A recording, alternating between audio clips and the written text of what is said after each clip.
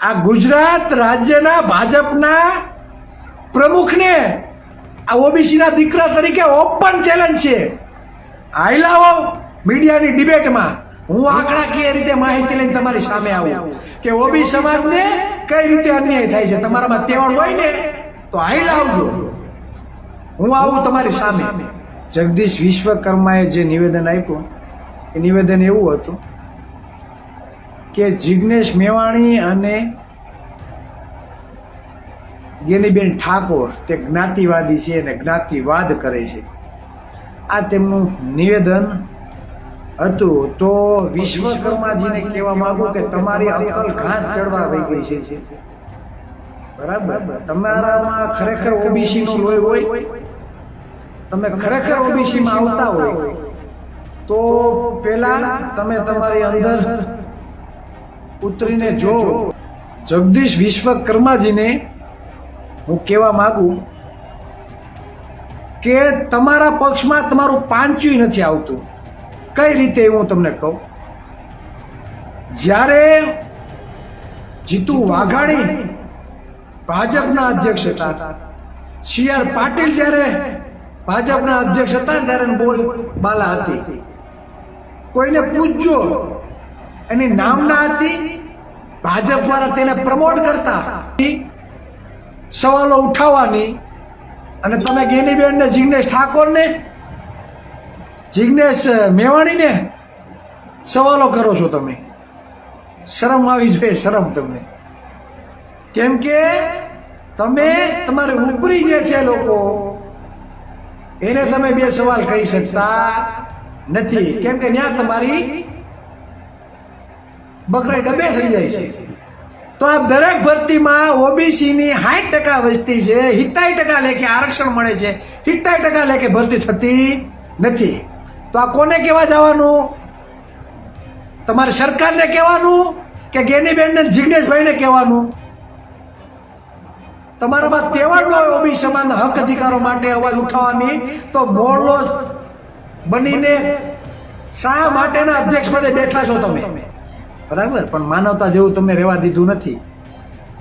બરાબર, આ દેશના વડાપ્રધાન વિદેશની ધરતીમાં જઈને એમ કહે છે કે ભારત એ બુદ્ધનો દેશ છે. શું કહે? ભારત એ બુદ્ધનો દેશ છે, યુદ્ધનો નહીં. કેમ કે વિશ્વ બુદ્ધને ઓળખે છે, એટલે તમારે બુદ્ધનું નામ લેવું પડે. પણ બુદ્ધના જે ગુણો છે તે ઉતારવા નથી. એટલે આવા બફાડ બધા રહેવા દો.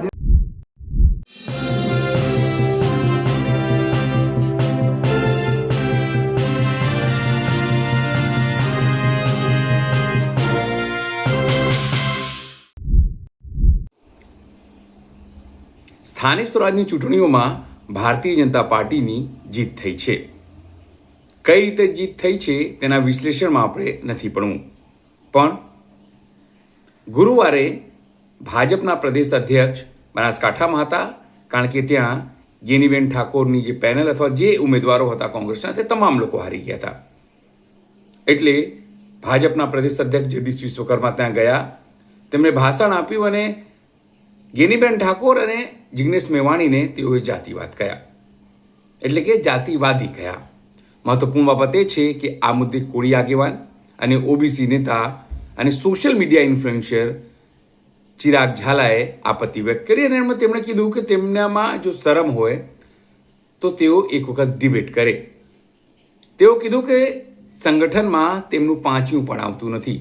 ઓબીસી સમાજ માટે તેઓએ એટલે કે જગદીશ વિશ્વકર્માએ શું કર્યું? આ તમામ બાબતે તેઓએ જગદીશ વિશ્વકર્માને ઘેર્યા અને સોશિયલ મીડિયા ઉપર પોતાની પ્રતિક્રિયા આપી. નમસ્કાર, હું છું ચિંતામણી પુત્ર અનિલ પટેલ. સ્વાગત છે આપનો અમારા કાર્યક્રમમાં. આવો સાંભળીએ સોશિયલ મીડિયાના પોતાના પ્લેટફોર્મ ઉપર કઈ રીતે ચિરાગ ઝાલાએ જગદીશ વિશ્વકર્માની ઝાટકણી કાઢી. કે ભાજપના અધ્યક્ષ, ગુજરાત અધ્યક્ષ જગદીશ વિશ્વકર્માએ જે નિવેદન આપ્યું એ નિવેદન એવું હતું કે જિગ્નેશ મેવાણી અને ગેનીબેન ઠાકોર તે જ્ઞાતિવાદી છે અને જ્ઞાતિવાદ કરે છે. આ તેમનું નિવેદન હતું તો વિશ્વકર્માજીને કહેવા માંગુ કે તમારી અક્કલ ઘાસ ચડવા વહી ગઈ છે. બરાબર, તમારામાં ખરેખર ઓબીસીનું લોહી હોય, તમે ખરેખર ઓબીસીમાં આવતા હોય તો પહેલાં તમે તમારી અંદર ઉતરીને જોવો કે ઓબીસીને અત્યાર સુધીમાં કેટલો અન્યાય થયો છે. તમારી હિંમત અને તમારી ઓકાત નથી તમારી ઉપર બેઠેલા આકાઓ સામે સવાલો કરવાની, અને તમે સવાલો ઓબી સમાજના આગેવાનોને કરો છો. જગદીશ વિશ્વકર્માજીને હું કહેવા માગું કે તમારા પક્ષમાં તમારું પાંચ્યું નથી આવતું. કઈ રીતે હું તમને કહું. જ્યારે જીતુ વાઘાણી ભાજપના અધ્યક્ષ હતા, સી.આર. પાટીલ જ્યારે ભાજપના અધ્યક્ષ હતા ત્યારે બોલબાલા હતી. કોઈને પૂછજો, એની નામના હતી, ભાજપવાળા તેને પ્રમોટ કરતા અને તેની વાહવાહી થતી. તેના નામનો ગુજરાતમાં ડર બેસાડવામાં આવતો. તમારી હાલત શું છે? તમારો કોઈ ભાવ પૂછે છે ખરા? આ હું તમને પૂછવા માંગુ. કેમ સી.આર. પાટીલ અને જીતુ વાઘાણીને જે માન સન્માન આપવામાં આવતું હતું, તેની જે બોલબાલા હતી, તેનો જે ચહેરો, તે લોકોના જે ચહેરાઓ ગુજરાત સામે બતાવવામાં આવ્યા હતા. તમારો ચહેરો કઈ રીતે બતાવવામાં આવે છે એ તો કયો તમે. કે તમને હાઇલાઇટ નથી કરતા એટલે આવા નિવેદનો આપીને તમારે હાઇલાઇટ થવું છે એવું છે? પહેલાં તો તમે ઓબીસી છો એટલે તમારી કાંઈ વેલ્યુ નથી, એ તમારે વિચારવું પડે. બરાબર, અને તમને સારું ખાતું મળી ગયું એટલે આખો ઓબીસી સમાજ સંતુષ્ટ થઈ ગયો છે એવું છે? એટલે આ મગજમાં કાંઈ ધુમાડો હોય એ કાઢી નાખો. કોકના દોષના ટોપલા કોક ઉપર ઢોળવા કરતાં પોતાની અંદર ઉતરીને જોવો કે મેં ઓબીસી સમાજ માટે શું કર્યું છે. તમે ઓબીસી સમાજ માટે કર્યું છે શું? તમારો જે ઉપમુખ્યમંત્રી છે ભાજપમાંથી, આ ગુજરાતનો જે ઉપમુખ્યમંત્રી છે તેને ગૃહમંત્રી બનાવ્યા, બબ્બે ખાતા કેમ એને આપ્યા ભાઈ? સવાલ પૂછો ને. ભરવાડ સમાજ, આહિર સમાજ, પ્રજાપતિ સમાજ, કોળી ઠાકોર સમાજ, માલધારી સમાજમાં ઘણા બધી સમાજો આવે છે, સુથવારા સમાજ, દરજી સમાજ. કેમ ભાઈ ઓબી સમાજના કેમ ભાઈ સૌથી વધારે કેબિનેટના ખાતા આપવામાં નથી આવતા? કેમ મુખ્યમંત્રી બનાવવામાં નથી આવતા? કેમ ગૃહમંત્રી બનાવવામાં નથી આવતા? કેમ મુખ્યમંત્રી બનાવવામાં નથી આવતા? પેલા જ્યાં અન્યાય થાય છે ને ત્યાં અવાજ ઉઠાવો. બરાબર, વગર મફતના જે તમે ભાષણો ઠોકી રહ્યા છો તો પેલા તમારી સરકારમાં પૂછો કે આ ગુજરાતમાં જેના માત્ર 2% મત છે એના કેટલા મુખ્યમંત્રી બનાવી દીધા તમે અત્યાર સુધીમાં? પૂછો તો ખરી. તમારી સરકારને પૂછો કે જેના 2% મત છે, જેના 7% મત છે, એના અત્યાર સુધીમાં તમે કેટલા મુખ્યમંત્રી બનાવ્યા છે ભાઈ? પૂછો તો ખરા.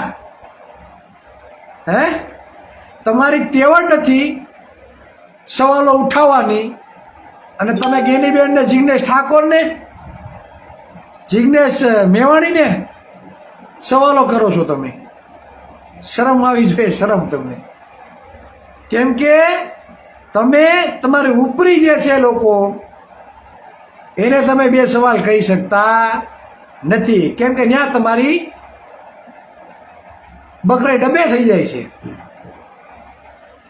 શા માટે? તમે બોલો તો તમને અધ્યક્ષ પદમાંથી ઘરે બેહાડી દે. શું કામે? કે કંપની એના બાપાની છે, તમારા નહીં. સમજાય છે?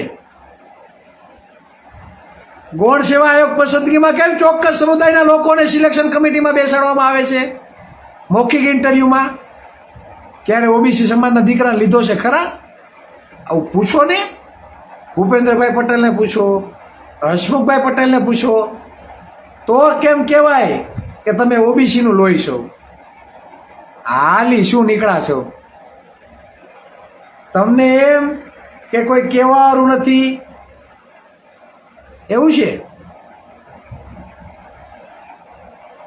સરકારી નોકરીની ભરતીમાં જે સરકારી ભરતીઓ થાય છે તેમાં ઓબીસીનું કટ ઓફ કેટલા અટકે છે? અપ જાય છે, અપ. તો શા માટે અપ જાય છે તેનું મહામંથન તો કરો. શિક્ષકોની ભરતી હોય, કોન્સ્ટેબલની ભરતી હોય, પીએસઆઈની ભરતી હોય, પીઆઈની ભરતી હોય, એએસઆઈની ભરતી હોય, બસના ડ્રાઈવરની ભરતી હોય, બસના કંડક્ટરની ભરતી હોય, તલાટીની ભરતી હોય, પ્રોફેસરોની ભરતી હોય, આસિસ્ટન્ટ પ્રોફેસરોની ભરતી હોય, તો આ દરેક ભરતીમાં ઓબીસીની 60% વસ્તી છે, 70% લેખે આરક્ષણ મળે છે, 70% લેખે ભરતી થતી નથી. તો આ કોને કહેવા જવાનું? તમારે સરકારને કહેવાનું કે ગેનીબેનને જિગ્નેશભાઈને કહેવાનું? તમારામાં તેવડ ન હોય ઓબીસી સમાજના હક અધિકારો માટે અવાજ ઉઠાવવાની, તો મોરલો બનીને શા માટેના અધ્યક્ષ પદે બેઠા છો તમે? પોતાના ઘર ભરવા માટે? શરમ આવી જોઈએ, શરમ. ઓબીસીના દીકરાઓ દોડમાં 25માંથી 25 ગુણ લેવાવાળા 2022માં 70% ઉમેદવારો ઓબીસી સમાજના હતા. તમારી સરકારમાં પેટમાં તેલ રેડાણું, દોડના માર્ક કાઢી નાખ્યા. નુકસાની કોને? નુકસાની કોને? આ જ ઓબીસી સમાજના, વિશ્વકર્મા સમાજને, આહિર સમાજના દીકરાઓને, ભરવાડ સમાજના દીકરાઓને, રબારી સમાજના દીકરાઓને, કોળી ઠાકોર સમાજના દીકરાઓને, પ્રજાપતિ સમાજના દીકરાઓ, સથવારા સમાજના દીકરાઓને, મોચી, દરજી, હુઈ, હુતાર 146 જ્ઞાતિઓ ઓબીસી સમાજમાં આવે છે, તેમને નુકસાન જાય છે. એસસી સમાજના દીકરાઓને નુકસાન જાય છે. આદિવાસી સમાજના દીકરીઓને નુકસાન જાય છે. તમે તો મોરલો બનીને બેસી ગયા અધ્યક્ષ પદે. તમારા દીકરાઓને કદાચ નોકરીની જરૂર નહીં હોય, પણ 60% ઓબીસી સમાજ આજે પણ ગુજરાતમાં મજૂરી કામ સાથે જોડાયેલો છે. તો એના બાળકોને નોકરીની જરૂર છે. મારા આ લાઈવથી કદાચ જો તમને શરમ આવે ને, શરમ, તો આંકડા ખોલીને જોઈ લેજો. આંકડા ખોલીને જોઈ લેજો. અને તમને ઓપન ચેલેન્જ આપું છું,